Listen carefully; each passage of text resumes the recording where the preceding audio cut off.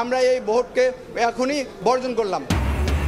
কারচুপির অভিযোগে জাকসু নির্বাচন বর্জন ছাত্র দলের দায়িত্ব থেকে সরে গেলেন কয়েক শিক্ষকও। নিশ্চিত পরাজয় জেনেই বয়কট মন্তব্য শিবিরের। সংসদ ছাড়া সংবিধান সংশোধন বৈধ হবে না বলছেন বিএনপি। বিশেষ আদেশে জুলাই সনদের বাস্তবায়ন চায় জামাত। সংস্কারের সাফল্যে নির্ভর করছে ভবিষ্যৎ, মন্তব্য আলী রিয়াজের। সংসদীয় আসন পুনর্বিন্যাসের প্রতিবাদে ফরিদপুরে এবার রেলপথ অবরোধ। ঢাকা খুলনা রুটে ট্রেন চলাচল বন্ধ। বাগেরহাটে আসন বহালের দাবিতে হরতাল। জুলাইয়ের মামলায় বিচারের মুখোমুখি হচ্ছেন সাবেক ডিএমপি কমিশনার হাবিব। মঙ্গলবার আদেশের দিন ধার্য। আসামি গ্রেফতার না হওয়ায় ক্ষোভ ট্রাইব্যুনালের। এবং কক্সবাজারের মহেশখালীর পাহাড়ে যৌথ বাহিনীর অভিযান। অবৈধ অস্ত্র ও গোলাবারুদ জব্দ। পুড়িয়ে দেয়া হলো সন্ত্রাসীদের 3টি আস্তানা।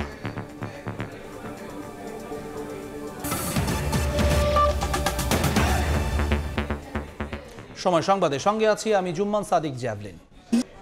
শুরুতেই জাকসু নির্বাচনের খবর।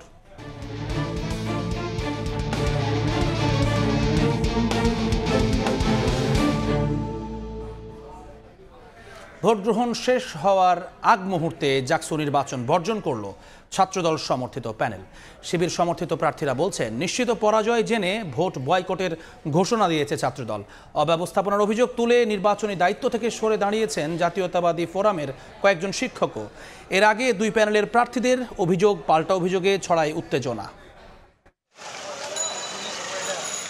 ভোটগ্রহণ শেষ হওয়ার ঘণ্টাখানেক আগেই জাকসু নির্বাচন বর্জন করে ছাত্রদল সমর্থিত প্যানেল। জামাতের সরবরাহ করা ব্যালটে ভোটগ্রহণ, যথাসময়ে কেন্দ্রে পোলিং এজেন্ট ঢুকতে না দেয়া, প্রার্থীদের কেন্দ্র পরিদর্শন করতে না দেয়া, ফজিলাতুন্নেসা হলে জাল ভোট এবং ভিপি প্রার্থীকে হেনস্থার অভিযোগ করে ছাত্রদল।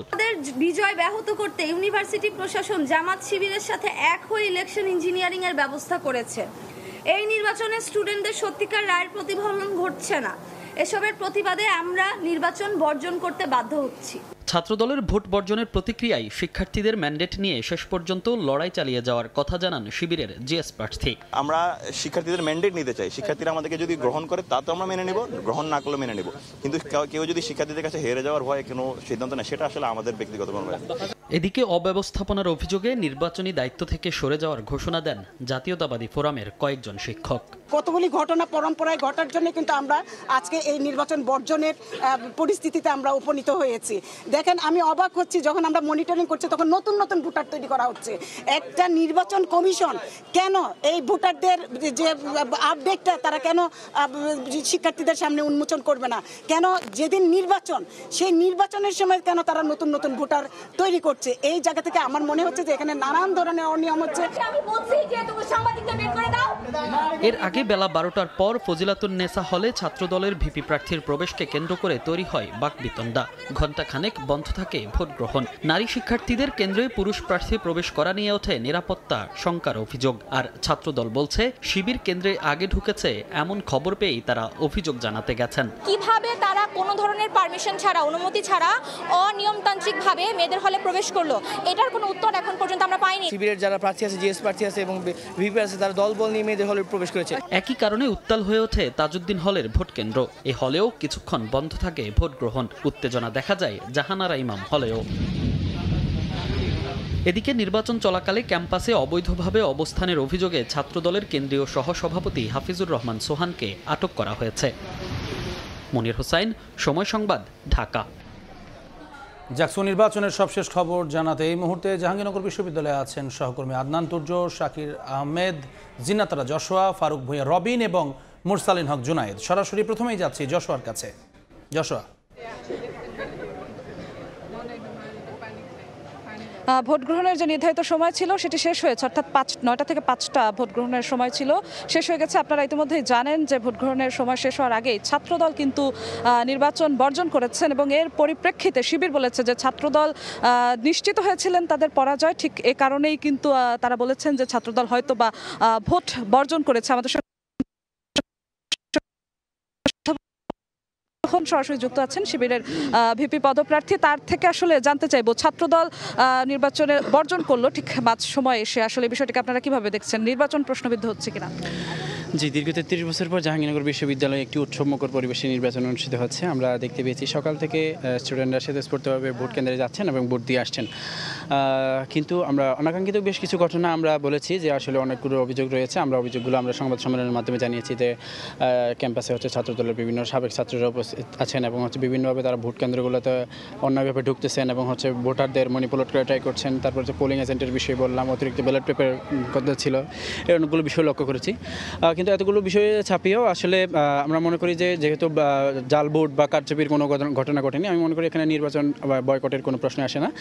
সেক্ষেত্রে এখন ছাত্রদল যেহেতু বর্জন করছে, তারা আসলে হেরে যাওয়ার যে ভয়, হেরে যাওয়ার নিশ্চিত পরাজয় জেনেই আর মূলত তারা ভোট বর্জন করেছে আর কি। কারণ স্টুডেন্টরা তাদের উপর কোনো আস্থা রাখেনি এবং সেই থেকে তারা ভোট বর্জন করে। আপনি কি মনে করছেন যে ভোট শতভাগ সুষ্ঠু হয়েছে? হ্যাঁ, নির্বাচনের কেন্দ্রিক হচ্ছে অনেকগুলো অসদুপায় বা অনেক সমস্যা হয়েছে, বিভিন্ন আচরণবিধির লঙ্ঘন হয়েছে, সেটা আমরা বলেছি।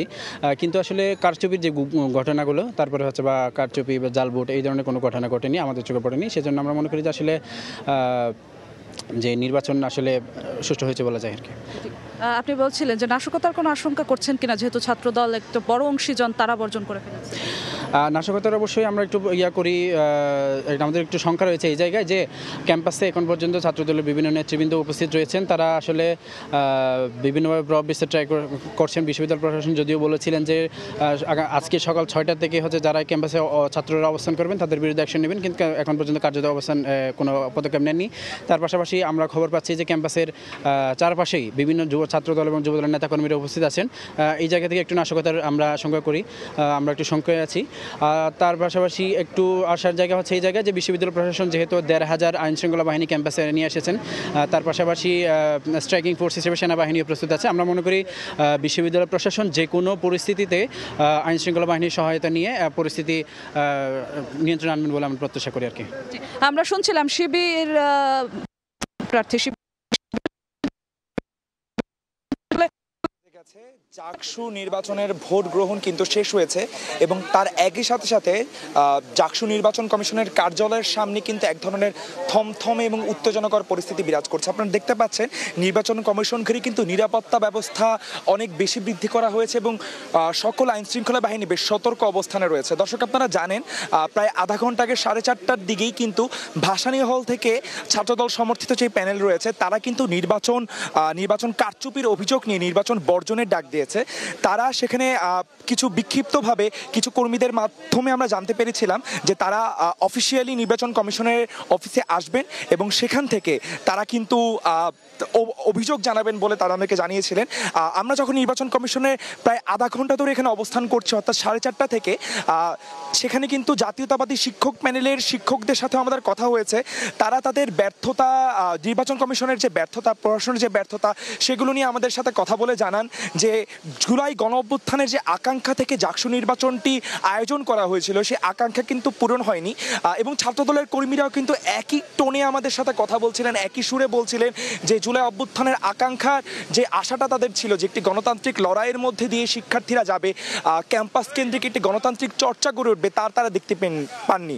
একটু অভিযোগগুলো যদি সকাল থেকে বলি, প্রথমেই কিন্তু ব্যালট বক্স অতিরিক্ত প্রিন্ট করা এবং যেই ওএমআর যেখান থেকে আনা হয়েছে তা হচ্ছে আসলে তার মালিক শিবির জামাতের পক্ষের লোক অথবা বিএনপির পক্ষের লোক, এই ধরনের অভিযোগ কিন্তু উভয় প্যানেল থেকেই আমাদের কাছে এসেছিল এবং তার মধ্যে থেকে আসলে যখন লোডশেডিং হলো তারপর থেকেই কিন্তু ভোট কারচুপির অভিযোগটা আরও বেশি শক্ত হওয়া শুরু করে এবং পরবর্তীতে বেশ কিছু হলে প্রার্থীদের ঢোকা শুরু হওয়া থেকে নির্বাচন আচরণবিধির লঙ্ঘনের যে বিষয়গুলোর নিয়ে কিন্তু সকল প্রার্থীরা আমাদের কাছে কথা বলেছেন।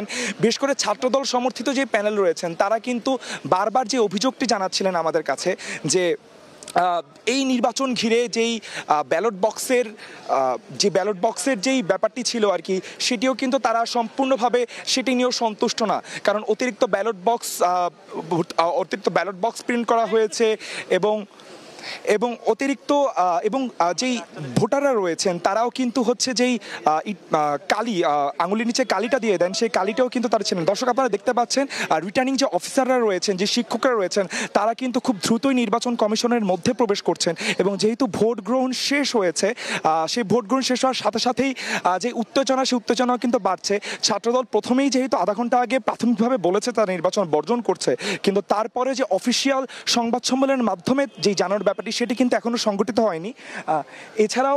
এছাড়াও কিন্তু বাম সমর্থিত যে প্যানেলটি রয়েছে আমাদের কাছে সেই খবর এসেছে তারাও নির্বাচন বর্জনের একটি ডাক দেবে।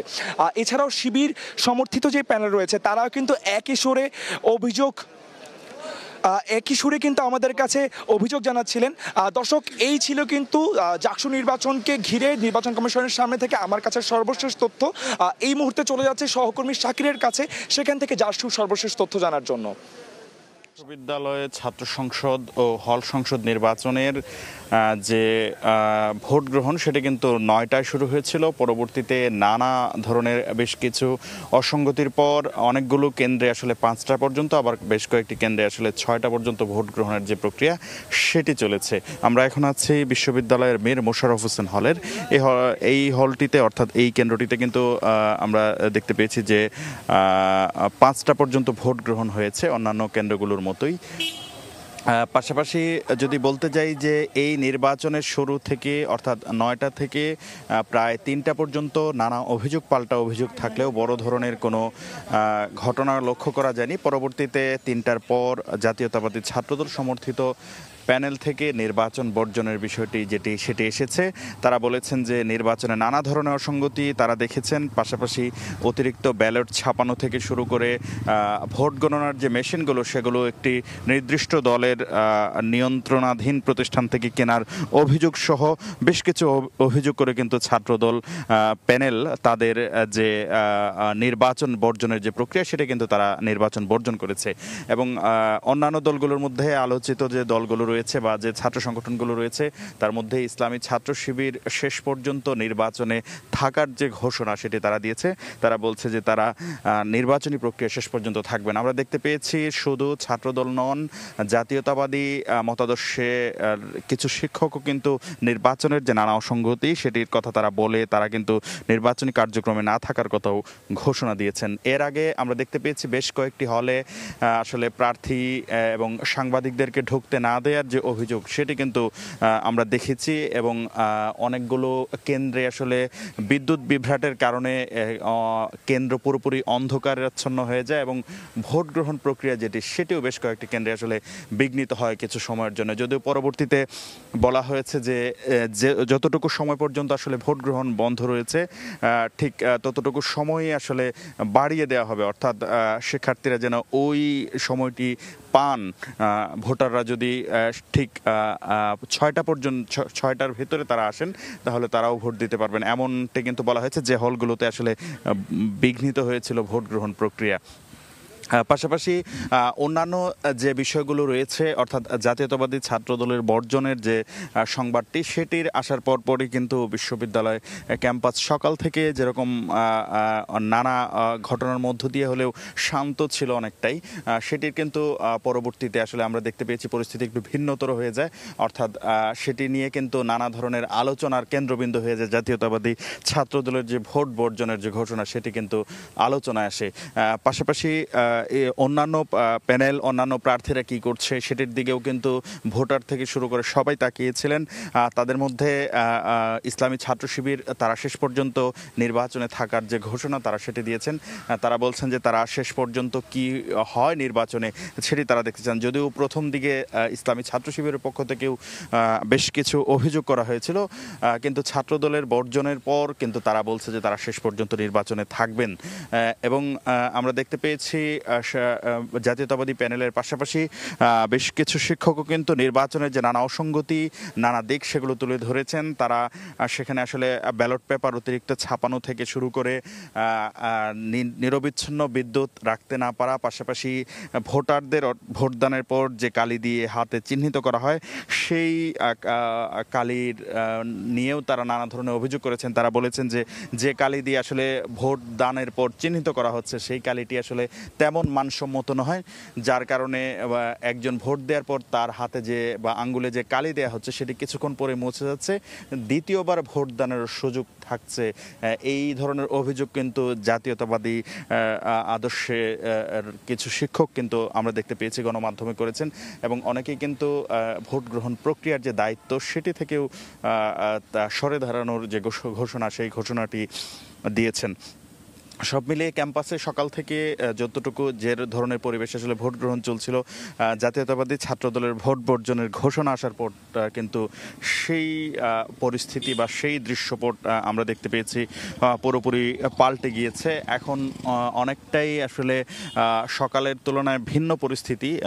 শিক্ষার্থী, ভোটার থেকে শুরু করে শিক্ষক, কর্মকর্তা, কর্মচারী, বিশ্ববিদ্যালয়ের প্রতিটি সদস্যই আসলে চূড়ান্ত কী সিদ্ধান্ত আসে সেদিকে তাকিয়েছেন।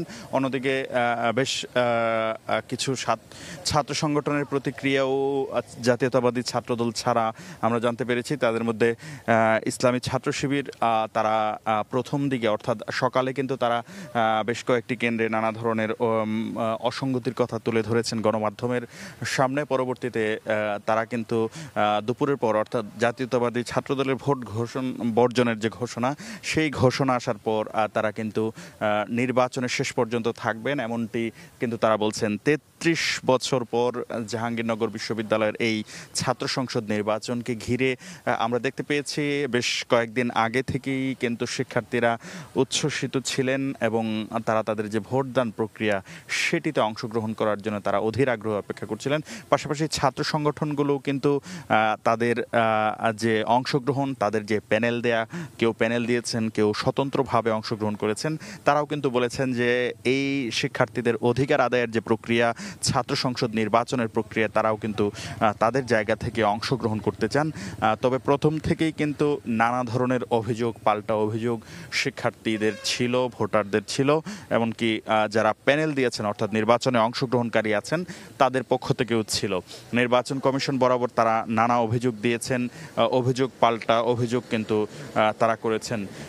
তবে সাধারণ শিক্ষার্থীরা কিন্তু আজ অধীর আগ্রহ অপেক্ষা করছিলেন। তারা চাচ্ছিলেন যে তাদের যে প্রতিনিধি আছে অর্থাৎ ৩৩ বছর ধরে শিক্ষার্থীদের প্রতিনিধি না থাকায় শিক্ষার্থীদের অধিকার যেটি বিঘ্নিত হয়েছে, তাদের যে অধিকার হরণের যে বিষয় আছে সেটি যেন পুনর্বার প্রতিষ্ঠিত হয়, অর্থাৎ সেটি যেন পুনরায় প্রতিষ্ঠিত হয়, সেই আশার দিকেই কিন্তু তারা তাকিয়েছিলেন এবং সেই আশায় কিন্তু তারা বুক বেঁধেছিলেন।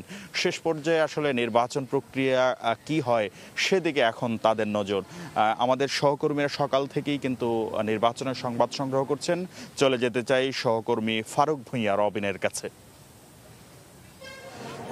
ছাত্রদলের ভোট বর্জন করার পরে আসলে যে তার বহুমাত্রিক প্রভাব আমরা এখন ক্যাম্পাসে দেখতে পাচ্ছি। বিশেষ করে আমি এই মুহূর্তে জাকসু ভবন, যেটি আসলে যে জাকসু নির্বাচন কমিশন কার্যালয়, তার সামনে আছি। এখানে কিন্তু যে আইন শৃঙ্খলা বাহিনীর সদস্যদের বেশ সতর্ক অবস্থান রয়েছে এবং অন্যদিকে ছাত্রদলের যেই সমর্থিত যে প্যানেলটি, তারা যখন নির্বাচন বর্জন করেছে, একই সঙ্গে বিভিন্ন শিক্ষকদেরকেও আমরা যেটি দেখছি যে তারাও নিজেদেরকে যে নির্বাচনী যে কার্যক্রম থেকে নিজেদেরকে সরিয়ে নিয়ে যাচ্ছেন। বেশ কয়েকজন শিক্ষকই কিন্তু সে কথা বলেছেন। এখন থেকে অল্প কিছু সময় আগে আমাদের সঙ্গে কথা হয়েছিল বঙ্গমাতা হলের প্রভোস্টের সঙ্গে, এবং তিনিও যে কথাটি বলেছেন যে তিনিও নির্বাচনী কার্যক্রম থেকে নিজেকে সরিয়ে নিয়েছেন এবং নানা ধরনের যে অনিয়ম হয়েছে, যে অভিযোগগুলো ছাত্রদলের পক্ষ থেকে তোলা হয়েছে, তারা মনে করেন সে অভিযোগগুলোর সত্যতা রয়েছে এবং সে কারণেই তারা নিজেদেরকে নির্বাচনী কার্যক্রম থেকে সরিয়ে নিয়েছেন। এবং অল্প কিছু সময় আগে বেশ কয়েকজন শিক্ষক তারাও কিন্তু যে উপাচার্যের সঙ্গে সাক্ষাৎ করার জন্য উপাচার্যের কার্যালয়ের দিকে গিয়েছেন। হয়তো তারা তাদের যে বক্তব্যটি সেটি উপাচার্যের কাছে জানাবেন। তার মধ্যে কিন্তু যে শিক্ষকরা সেই জায়গাতে যাচ্ছেন তাদের উল্লেখযোগ্য একটি শিক্ষকদের একটি উল্লেখযোগ্য অংশ তারা বিএনপিপন্থী শিক্ষক হিসেবেই কিন্তু তাদের পরিচিতি রয়েছে। এবং অন্যদিকে যদি আপনাদেরকে আরও কিছু বিষয় যদি এখানে জানাতে চাই, শিক্ষকদের বিভিন্ন হলের প্রভোস্ট কিংবা শিক্ষকরা যেমন নির্বাচনী কার্যক্রম থেকে নিজেদেরকে বিযুক্ত করে নিচ্ছেন, ঠিক একইভাবে বিএনপিপন্থী শিক্ষকদের পক্ষ থেকে একটি আনুষ্ঠানিক সংবাদ সম্মেলন আসতে পারে এমনটি কিন্তু যে নানা সূত্র থেকে জানা যাচ্ছে। হয়তো সেই জায়গাতে তারা আনুষ্ঠানিকভাবে তাদের যে বক্তব্যটি সেটি তুলে ধরবেন এবং যে নির্বাচনে নানা ধরনের যে অনিয়ম হয়েছে সে বিষয়ে তারা তাদের যে বক্তব্যটি সেটি তুলে ধরবেন।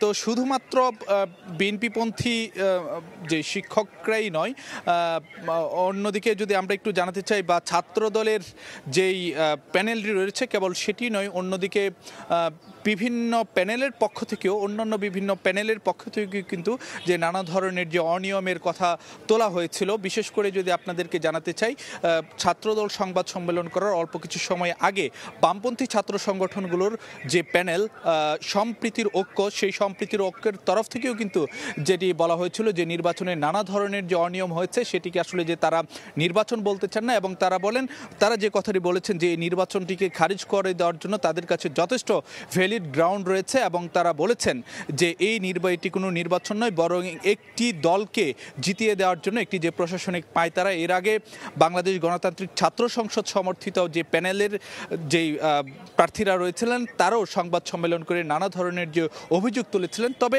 এই বিষয়টি নিয়ে যে শিবিরের সঙ্গেও কিন্তু যে শিবিরের প্যানেলের প্রতিক্রিয়া জানার চেষ্টা করেছিলেন গণমাধ্যম কর্মীরা।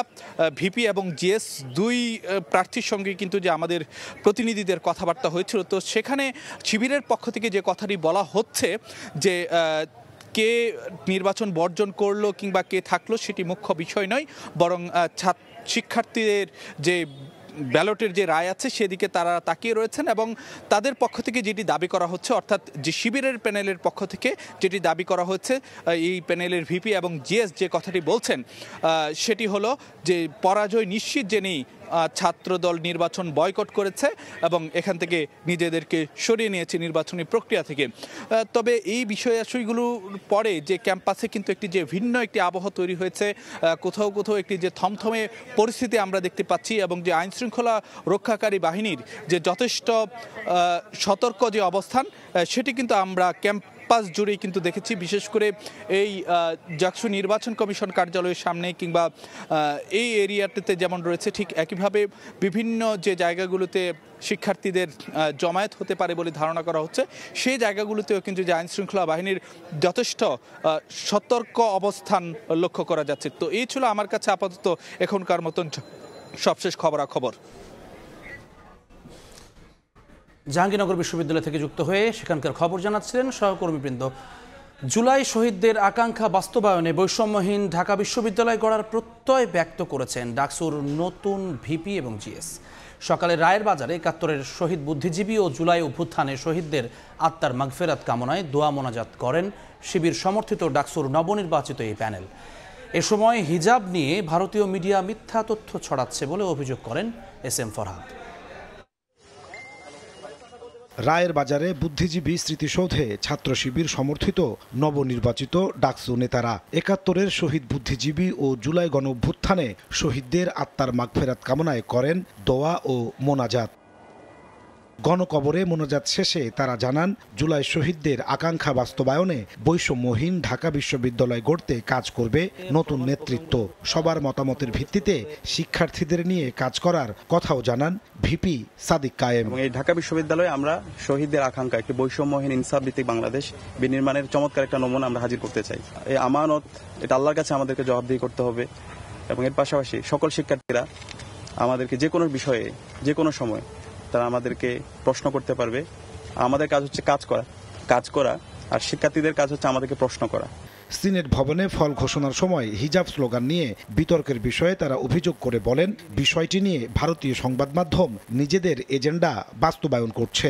বিশ্ববিদ্যালয়ে যে ড্রেস পরে যিনি হিজাব পড়তে চান তাকে আপনি পিছন থেকে এসে গোপনে এসে তাকে বিকৃত ছবি করবেন অথবা তাকে ডিপার্টমেন্টে হেনস্থা করবেন, এই জিনিসগুলো বিশ্ববিদ্যালয়ে না চলা উচিত। সেই ভয়েসটা শিক্ষার্থীরা সেখানে রেজ করেছে। এটাকে বিদেশি মিডিয়া বা স্পেসিফিক একটা দেশের মিডিয়া কেন এটা প্রেজেন্ট করছেন সবকিছু জানা সত্ত্বেও এটা তাদের এজেন্ডার ব্যাপার। তবে দেশীয় মিডিয়া যারা হাজির ছিলেন তারা তো সবকিছু দেখেছেন। আশা করি আমাদের দেশীয় মিডিয়ার ভাইয়েরা সবাই সত্যটাই উপস্থাপন করেছে। আনুষ্ঠানিক দায়িত্ব নেওয়ার পর অন্যান্য পদে নির্বাচিত প্রার্থীদের নিয়ে পরিকল্পনা সাজানোর কথা জানায় ডাকসুর নতুন নেতৃত্ব।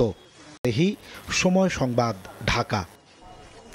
এদিকে রাকসু ও সিনেট ছাত্র প্রতিনিধি নির্বাচনে বাতিল হওয়া 7 প্রার্থীর মধ্যে আপিলে 5 জন বৈধতা ফিরে পেয়েছেন, আর প্রয়োজনীয় কাগজ না থাকায় 2 জনের প্রার্থিতা একেবারে বাতিল করা হয়। আর আজ ছাত্র সংসদ ও হল সংসদ নির্বাচনের চূড়ান্ত ভোটার তালিকা প্রকাশ হবে বলে জানিয়েছে চাকসু নির্বাচন কমিশন। নির্বাচন যতই ঘনিয়ে আসছে ততই তোড়জোড় বাড়ছে রাজশাহী বিশ্ববিদ্যালয়ে। রাকসু ও সিনেট ছাত্র প্রতিনিধি নির্বাচনে বাতিল হওয়া 7 প্রার্থীর মধ্যে আপিলে 5 জন বৈধতা পেয়েছেন। প্রয়োজনীয় কাগজ না থাকায় রাকসুতে জিএস পদে আশিকুর রহমান ও সিনেট ছাত্র প্রতিনিধি পদে মারুফ হাসান জেমসের প্রার্থিতা চূড়ান্তভাবে বাতিল করা হয়। এদিন বেশ কয়েকজন প্রার্থীর নামের বানান সহ ছোটখাটো ত্রুটি সংশোধন করা হয়। বৃহস্পতিবার বিকেলে রাকসুর প্রধান নির্বাচন কমিশনার জানান, রাকসুতে ভিপি পদে 20 জন, জিএস পদে 14 ও এজিএস পদে 16 জন প্রার্থী হয়েছেন। শনিবার মনোনয়নপত্র প্রত্যাহার এবং রোববার প্রকাশিত হবে চূড়ান্ত প্রার্থী তালিকা। ওই দিন থেকেই শুরু হবে প্রচারণা। আপিলে আমরা 5 জন প্রার্থী তাদের যথাযথ কাগজপত্র যেগুলো শর্ট ছিল সেগুলো প্রদর্শন করেছে এবং সেগুলোকে আমরা চূড়ান্ত তালিকায় নিয়ে যেতে পারবো। তো এটা আর 2 জন তাদের কাগজপত্র যথাযথ প্রমাণ করতে পারেনি, সেই 2 জনকে আমরা বাতিল করেছি।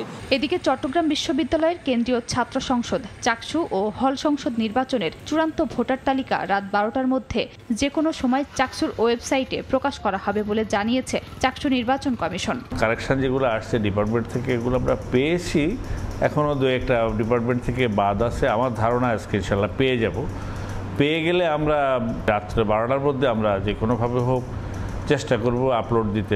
14 সেপ্টেম্বর মনোনয়নপত্র বিতরণ শুরু হবে এবং জমা নেওয়া হবে 15 থেকে 17 সেপ্টেম্বর পর্যন্ত, আর যাচাই বাছাই হবে 18 সেপ্টেম্বর। খাদিজা স্বপ্না, সময় সংবাদ। সময় সংবাদে আরও থাকছে। নেপালের সেনাবাহিনীর সঙ্গে বিক্ষোভকারীদের বৈঠক, সাবেক প্রধান বিচারপতিকে অন্তর্বর্তী সরকার প্রধান করার দাবি। সংঘাত থামলেও থমথমে গোটা দেশ, আরও একদিন বাড়ল কারফিউ।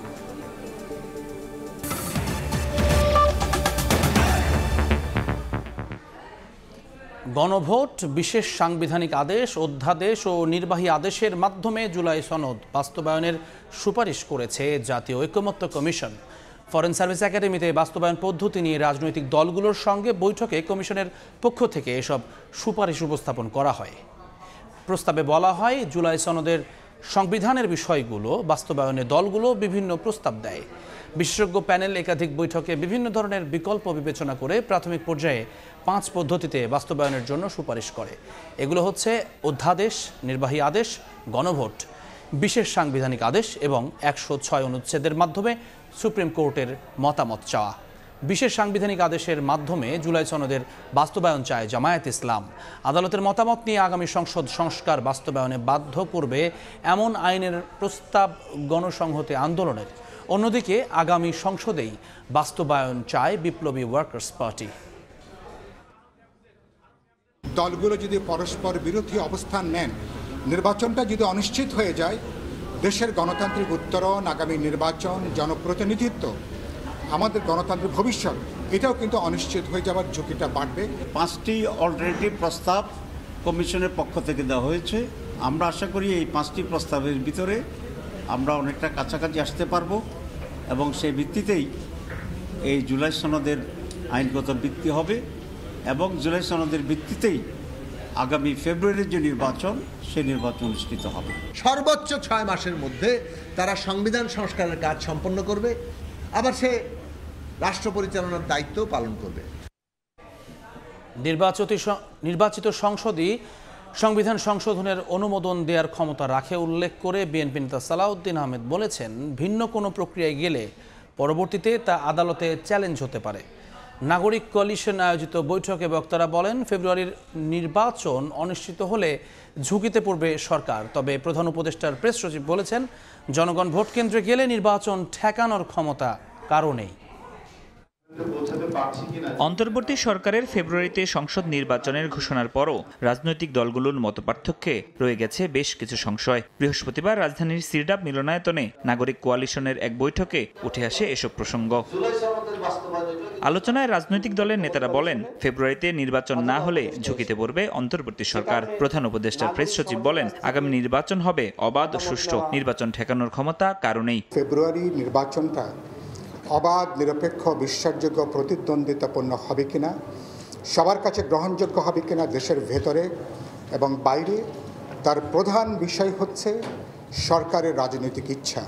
চিফ অ্যাডভাইজার বারবার বলছেন যে ফেব্রুয়ারির প্রথমার্ধে ইলেকশন হবে এবং এই বিষয়ে আমরা আমাদের সলম কমিটমেন্ট এখানে, এটার কোনো ব্যত্যয় হবে না এবং কেউ এটাকে ব্যত্যয় করার চেষ্টা করেন সেটা হবে জাতির জন্য একটা মহা বিপর্যয়। বানের জলের মতো যদি মানুষ ভোট দিতে আসেন, কারোর সামর্থ্য নাই এই ভোটটাকে ডিসরাপ্ট করার। এনসিপি ও জামায়াতের নেতারা বলেন, নির্বাচন পূর্ব চ্যালেঞ্জের মাঝে সংস্কার বাস্তবায়নের প্রক্রিয়া এখনো ঠিক করা যায়নি। আগামী নির্বাচন রাজনৈতিক প্রভাবমুক্ত থাকবে কিনা তা নিয়েও প্রশ্ন রাখেন তারা। আমাদের রিফরমেশন যে ইমপ্লিমেন্টেশন মেকানিজমটা এখনো এই জায়গাটা আমরা এখনো পর্যন্ত একমত হই নাই। তো এই বিষয়টা নিয়ে হচ্ছে একটা পরবর্তীতে একটা চ্যালেঞ্জ হতে পারে। শতভাগ সুষ্ঠু বাংলাদেশের মতো দেশে করা সম্ভব না, কিন্তু রাজনৈতিক দল, আইনশৃঙ্খলা বাহিনী, নির্বাচন কমিশন, সংশ্লিষ্ট যারা আছেন তাদের কমিটমেন্ট, তাদের সাহস, তাদের দেশের প্রতি, মানুষের প্রতি ভালোবাসা, সম্মান এবং শ্রদ্ধাবোধের জায়গায় যদি আমরা ভূমিকা রাখতে পারি তাহলে এটা সম্ভব। বিএনপির স্থায়ী কমিটির সদস্য সালাউদ্দিন আহমদ বলেন, নির্বাচিত সংসদই সংবিধান সংশোধনের অনুমোদনের ক্ষমতা রাখে। ভিন্ন কোনো প্রক্রিয়ায় গেলে পরবর্তীতে আদালতে চ্যালেঞ্জ হতে পারে। আমরা এমন কোনো উদাহরণ দিতে চাই না যেটা জাতির সামনে একটা উদাহরণ হয়ে থাকবে, যেটা পরে একটা উপযুক্ত আদালতে চ্যালেঞ্জড হবে এবং হয়তো একটা প্রশ্নবিদ্ধ হিসাবে আমরা সেই সিদ্ধান্তকে পাবো। রাজনৈতিক দলগুলোর মধ্যে ঐক্য নতুন বাংলাদেশ বিনির্মাণের ক্ষেত্রে বড় ভূমিকা পালন করবে বলেও মত দেন আলোচকরা। ফরহাদুর রহমান, সময় সংবাদ, ঢাকা। জুলাই আগস্টের আরেক মামলায় বিচারের মুখোমুখি হতে যাচ্ছেন সাবেক ডিএমপি কমিশনার হাবিবুর রহমান হাবিব। রামপুরায় 2 জনকে হত্যা এবং কার্নিশে ঝুলে থাকা এক ব্যক্তিকে গুলির ঘটনায় হাবিব সহ 5 জনের বিচার শুরু করা হবে কিনা মঙ্গলবার আদেশের দিন ধার্য করেছেন আন্তর্জাতিক অপরাধ ট্রাইব্যুনাল। এদিন আসামি গ্রেফতার না হওয়ায় ক্ষোভ প্রকাশ করেন আদালত।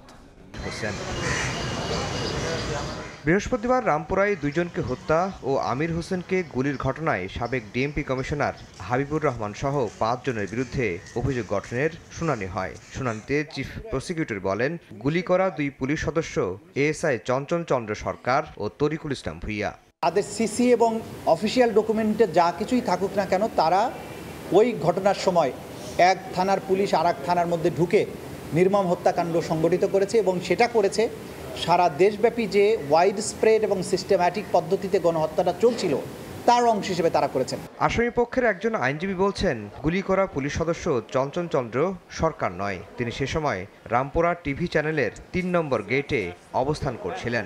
তরিকুলের কথা বলেছে যে ভিডিওতে পাওয়া গেছে, এটা তো আমি তো অস্বীকার করেছি।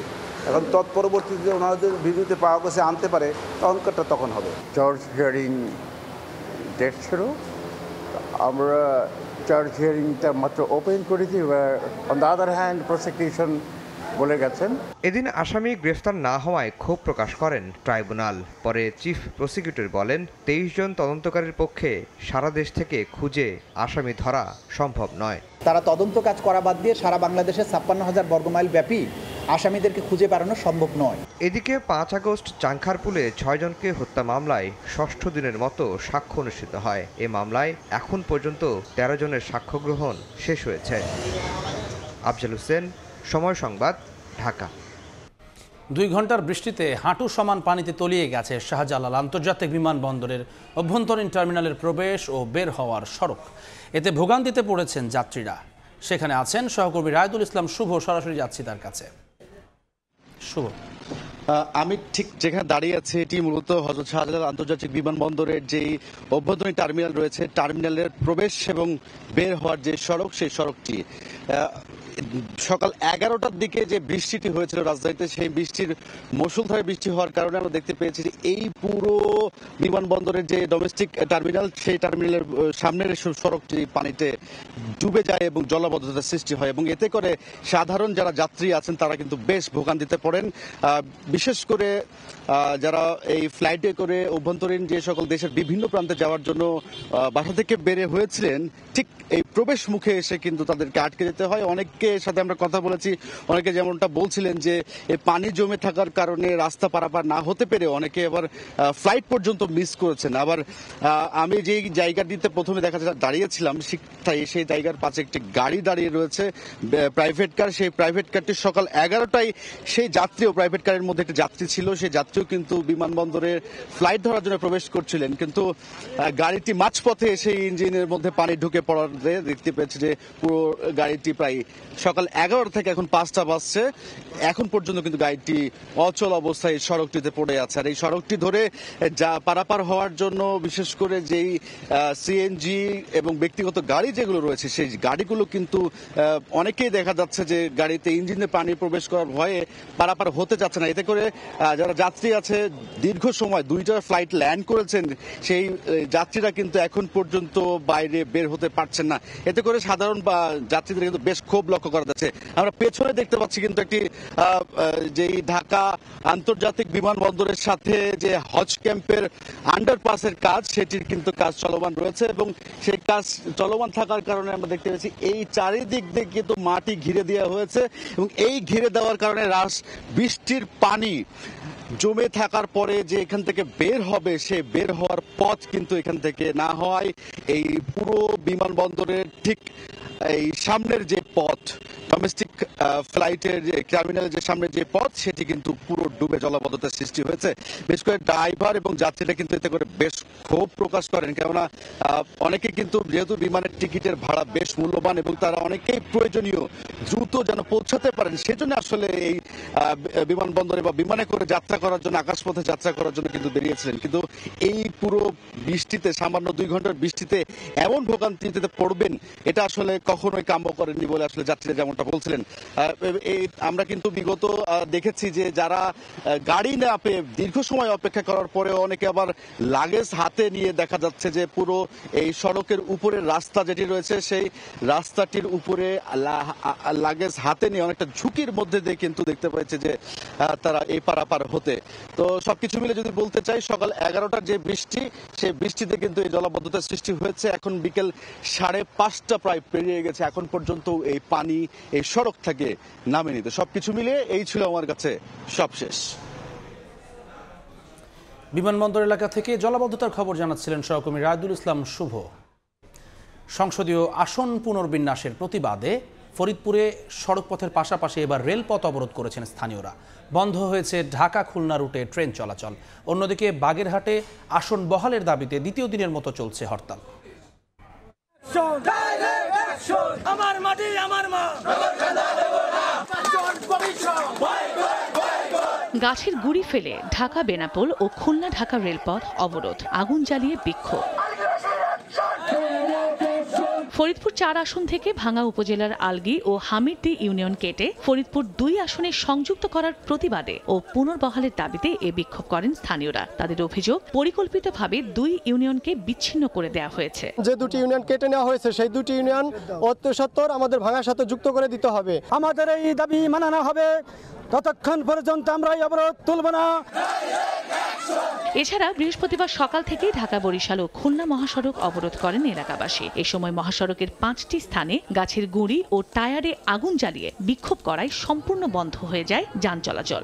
মাধবপুরবাসী হামিরদি ইউনিয়নের লোক, আমরা প্রয়োজনে জীবন দিয়ে দেব, কিন্তু আমাদের সীমানা আমরা ছাড়বো না। এই ঐতিহ্যবাহী হামিরদি আলগিকে না ফেরা পর্যন্ত আমরা ঘরে ফিরবো না।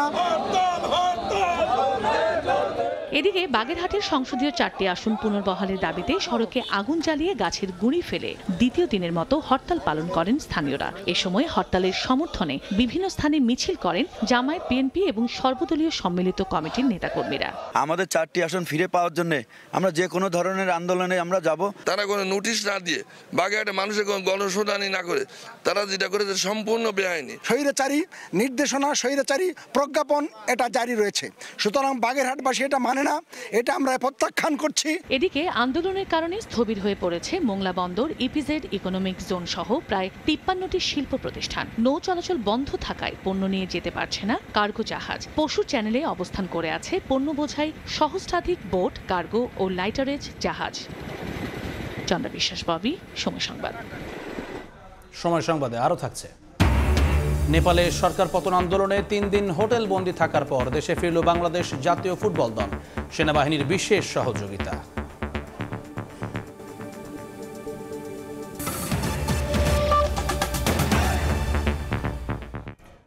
কক্সবাজারের মহেশখালীতে পাহাড় ঘিরে অভিযান চালিয়েছে যৌথ বাহিনী। অংশ নেন র্যাব, পুলিশ ও নৌবাহিনীর 220 সদস্য। অভিযানে 10টি অস্ত্র ও 30 রাউন্ড গুলি উদ্ধারের পাশাপাশি বিচ্ছিন্ন করা হয়েছে অপরাধীদের আস্তানায় দেয়া বিদ্যুৎ সংযোগ। একই সঙ্গে পুড়িয়ে দেয়া হয়েছে অপরাধীদের 5টি আস্তানা। মহেশখালীকে অপরাধ মুক্ত করতে নিয়মিত যৌথ অভিযান চলবে বলে জানিয়েছে র্যাব। মোহাম্মদ ফরাজের ক্যামেরায় বিস্তারিত জানাচ্ছেন সুজাউদ্দিন রুবেল। কক্সবাজারের দ্বীপ উপজেলা মহেশখালী। এটি দ্বীপ উপজেলা হলেও পাহাড়ে ঘেরা, তাই এসব গহীন পাহাড়ে আস্তানা গড়ে অস্ত্র তৈরির পাশাপাশি সন্ত্রাসী গ্রুপগুলো নিয়ন্ত্রণ করে অপরাধ। মহেশখালীর গহীন পাহাড়ে অস্ত্র তৈরির আস্তানা ও অপরাধীদের ধরতে অভিযানে নামে যৌথ বাহিনী। 1 ঘন্টা পায়ে হেঁটে গহীন পাহাড়ে 220 জন আইনশৃঙ্খলা বাহিনীর সদস্যের অবস্থান। এরপর ঘিরে ফেলা হয় একের পর এক বিশাল বিশাল পাহাড়, উড়ানো হয় ড্রোন, শনাক্ত করা হয় আস্তানা। অপরাধীরা পালালেও উদ্ধার করা হয় দেশীয় অস্ত্র ও গুলি। এরপর আগুন দিয়ে পুড়িয়ে দেওয়া হয় অপরাধীদের আস্তানা, বিচ্ছিন্ন করা হয় বৈদ্যুতিক সংযোগও। একটি দুটি আস্তানা নয়, পাহাড়ের ঢালে খোঁজ মেলে 5টি আস্তানার, যেখানে অস্ত্র তৈরির পাশাপাশি অবস্থান করত অপরাধীরা। র্যাব বলছে গহীন পাহাড়ে আস্তানা করে অপরাধ নিয়ন্ত্রণ করছে কয়েকটি গ্রুপ। সন্ত্রাসীরা আমাদের উপস্থিতি টের পেয়ে তারা পালিয়েছে। তাদের ফেলে রাখা কিছু আগ্নেয়াস্ত্র, আমরা 10টি দেশীয় আগ্নেয়াস্ত্র এবং কিছু কার্তুজ উদ্ধার করি। কার্তুজগুলোর মধ্যে হচ্ছে 6টি শর্টগানের কার্তুজ, 21টি রাইফেলের তাজা অ্যামুনিশন এবং 3টি রাইফেলের ব্ল্যাঙ্ক অ্যামুনিশন উদ্ধার করতে সক্ষম হন। পাহাড়ি এলাকার পাশে অবস্থিত সরকারি এসপিএম প্রকল্প, যেখানে মজুত করা হয় অপরিশোধিত তেল। একই সঙ্গে রয়েছে 1200 মেগাওয়াট তাপবিদ্যুৎ প্রকল্প। করা হচ্ছে মাতারবাড়ি গভীর সমুদ্র বন্দর। তাই এসব এলাকাকে অপরাধ মুক্ত করতে নিয়মিত অভিযান চলছে বলে জানায় র্যাব। মাতারবাড়ি বিদ্যুৎ প্রজেক্ট এবং আরও অনেক যে কেপিআইগুলো আছে আমাদের এই মহেশখালীতে, যেটার জন্য স্পেশাল কিছু ফোর্স মোতায়েন করা আছে তার নিরাপত্তার জন্য। যৌথ বাহিনীর 8 ঘন্টার অভিযানে কাউকে আটক করা না গেলেও অপরাধীদের আস্তানা থেকে উদ্ধার করা হয় দেশীয় তৈরি 10টি অস্ত্র, 30 রাউন্ড গুলি। সুজাউদ্দিন রুবেল, সময় সংবাদ, কক্সবাজার। এবার খুলনা বিভাগের খবর।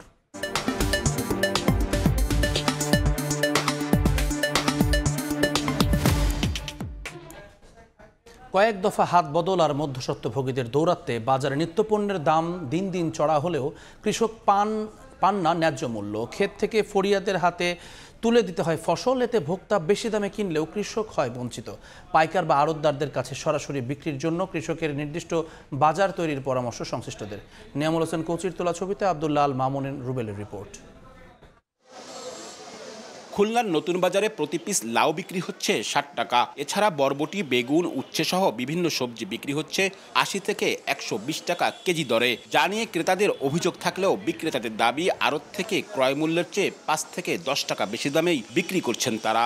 চাষিরা সরাসরি মাল আগে নিয়ে আসতো, এই মাল গ্রাহক কিনে রাখবে 10 টাকা লাভ করি, সে 5 টাকা করে, আরেকজনে 5 টাকা করে, এইভাবে হাত বদল হইতে হইতে একটু দাম বৃদ্ধি হয়। তারা এসব পণ্যের কি মূল্য পান তা জানতে যাব এই অঞ্চলের সবথেকে বেশি সবজি উৎপাদিত হয় যেখানে সেই ডুমুরিয়া উপজেলার কৃষকের ক্ষেতে। যে লাউ বাজার থেকে ভোক্তা 60 বা 70 টাকায় ক্রয় করেন তা কৃষক বিক্রি করে পান মাত্র 35 টাকা। বাজার দর আর কৃষকের মূল্যে এমন ব্যবধান প্রতিটি সবজিতেই। তাদের অভিযোগ, নিজেদের উৎপাদিত পণ্যের মূল্য নির্ধারণ কিংবা সরাসরি পাইকারের কাছে বিক্রির সুযোগ নেই। অনেক ব্যাপারী এক জায়গায় হয়ে যেটা নির্ধারণ করবে সেটাই আমাদের ফিক্স রেট হবে। সব কেজিতেই 5 টাকা 10 টাকা আমরা কম পাই। আড়তদারে ব্যাপারীর কাছে বিক্রি করে, ব্যাপারীরা বিভিন্ন জায়গায় নিয়ে ছাপড়ায় দেয়। ন্যায্য মূল্য নিশ্চিত ও বাজার মূল্য কমাতে কৃষকের জন্য নির্দিষ্ট বাজার গড়ে তোলার তাগিদ কৃষি বিভাগের। ভোক্তার সাথে লিঙ্কেজ, এই লিঙ্কেজটা আসলে যত দ্রুত সম্ভব করে দেওয়া যাবে, আসলে কৃষক ততই কিন্তু দ্রুত একটা ন্যায্য মূল্য পাবে। কৃষি বিপণন অফিসের দাবি, প্রতিটি উপজেলায় কৃষকের নির্ধারিত বাজার তৈরিতে উদ্যোগ নেওয়া হয়েছে। বাজারগুলো অনেক ইম্পর্টেন্ট হয়, গুরুত্বপূর্ণ হয়। এরকম একটা জায়গা সিলেকশন চাইলে আমার অফিসাররা নিজে নিজে গিয়ে করতে পারবে, এটা সকলের সমন্বয়ের দরকার আছে। খুলনা বিভাগের যশোর ও চুয়াডাঙ্গা জেলায় কৃষকের বাজার চালু হলেও তা বর্তমানে বন্ধ রয়েছে। আব্দুল্লাহ আল মামুন রুবেল, সময় সংবাদ, খুলনা।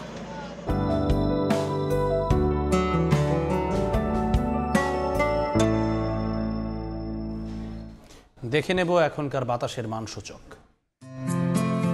বায়ুমান বিষয়ক সংস্থা আইকিউআর এর সূচক অনুযায়ী বাংলাদেশে এখনকার বাতাসের মান।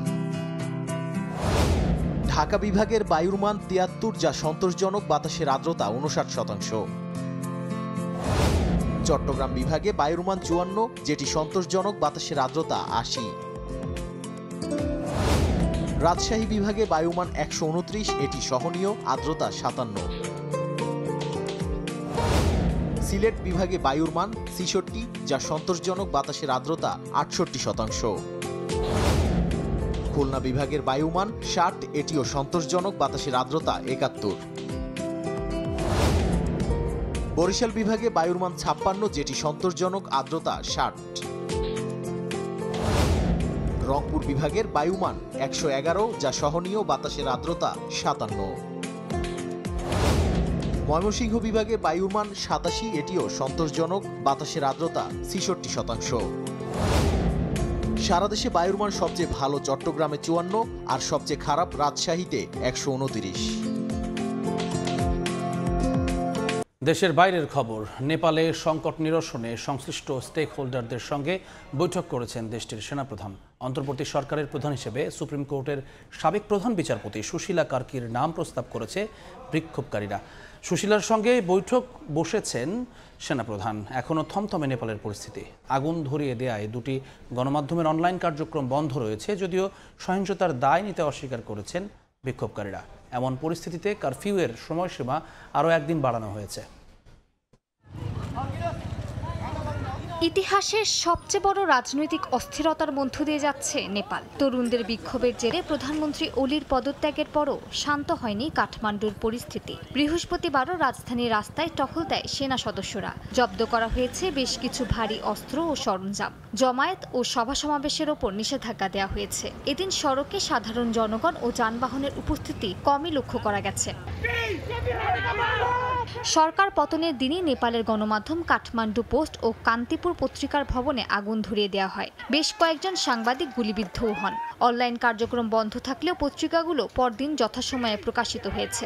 তবে এসব ধ্বংসাত্মক কার্যক্রমে নিজেদের অংশগ্রহণ নেই বলে দাবি করেছে জেনজি বা তরুণ বিক্ষোভকারীরা। তাদের অভিযোগ, কোনো এক অপশক্তি মহল এই আন্দোলনের প্রকৃত উদ্দেশ্য বানচালের চেষ্টা করছে। সেনাবাহিনী বলেছে, বিক্ষোভ পরবর্তী পরিস্থিতি মোকাবিলা এবং সমস্যা সমাধান করতে সংশ্লিষ্ট পক্ষগুলো সমন্বয় করছে। বিক্ষোভকারীদের সঙ্গে দফায় দফায় আলোচনা চালিয়ে যাচ্ছেন সেনাপ্রধান জেনারেল অশোক রাজ সিকদেল। অন্তর্বর্তী প্রধানমন্ত্রী হিসেবে সুপ্রিম কোর্টের সাবেক প্রধান বিচারপতি সুশীলা কার্কির নাম প্রস্তাব করেছেন বিক্ষোভকারীরা। তার সঙ্গেও আলোচনা করেন সেনাপ্রধান। জনগণের কাছে নৈতিক ও নিরপেক্ষ হিসেবে স্বীকৃত ব্যক্তিদের মধ্যে আমরা সর্বসম্মতভাবে সুশীলা কার্কির নাম অন্তর্বর্তী সরকার গঠনের জন্য প্রস্তাব করেছি।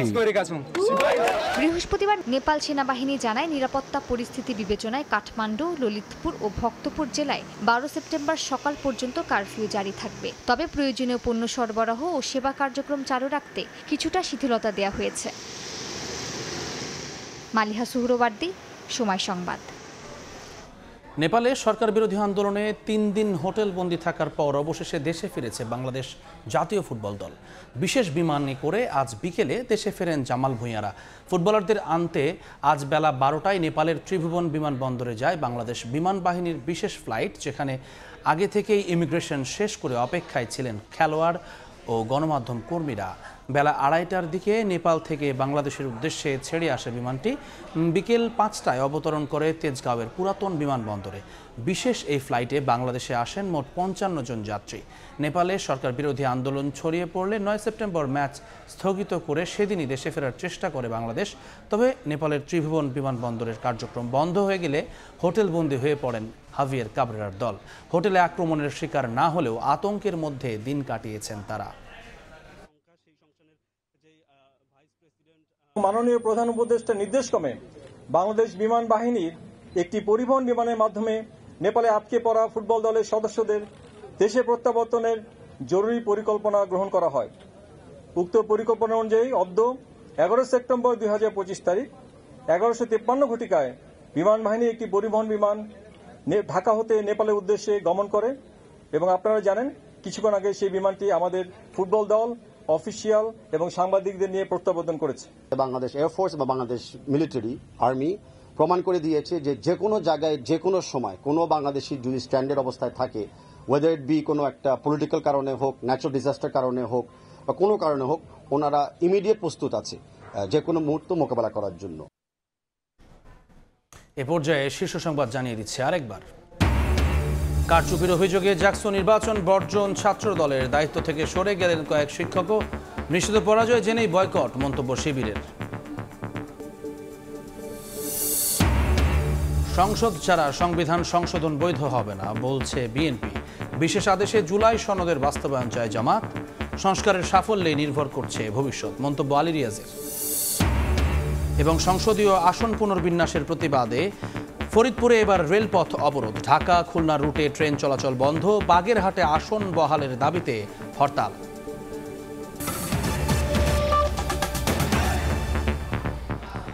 এই ছিল সময় সংবাদে, সঙ্গে থাকুন সময়।